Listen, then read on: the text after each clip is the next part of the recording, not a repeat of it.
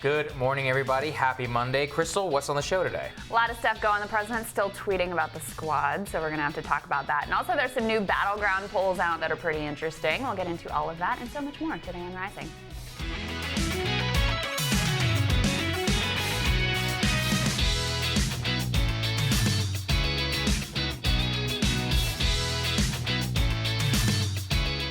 Good morning, everybody. Krystal, what's on your radar? Well, I come bearing news of new Trump tweets. Apparently, he is still attacking the squad and is also bragging about the record crowd that chanted "Send her back" about Congresswoman Ilhan Omar. Happy Monday, friends. Now, one of the ironclad rules of the Trump era is that whenever Trump does something incredibly dumb, there is always someone to come along and explain ex post facto why it was actually brilliant 3D chess that we just don't understand. Never mind the fact that there are times when we should actually just focus on the immorality of a situation and what it means for the country rather than the tactical horse race as it pertains to this president and his grip on power. But let's just put that aside for a moment. The latest version of this game would have us believe that his attacks on the squad are great politics because now the Democrats are unified behind the leftiest group in their bunch. Of course, 2 weeks ago, it was supposedly terrible that the Dems were not unified behind this group. Guess it's just hard for the rest of us mortals to keep pace with the president's 3D chess here. Now, I get that in the Trumpian hellscape of our current politics, it is easy to convince yourself that maybe up is actually down and left is actually right. But some things that you think are dumb politics are in fact dumb politics.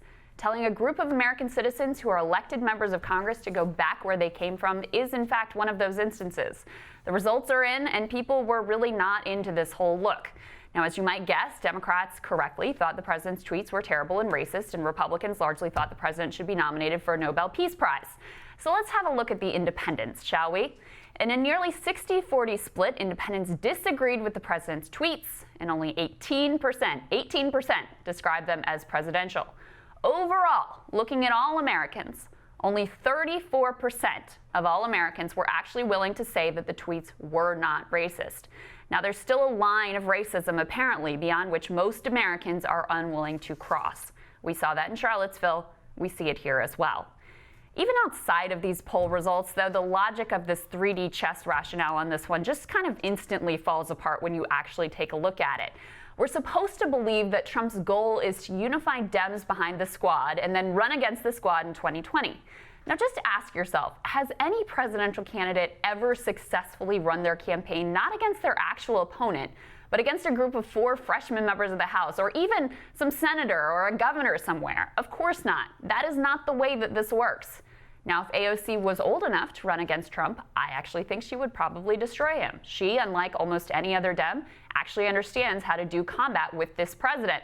But that pesky Constitution gets in the way here, so we're going to have to wait a few more election cycles before we get to see President AOC.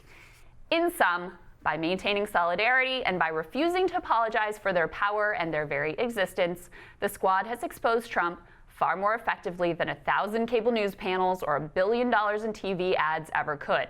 Now you tell me who's playing 3D chess.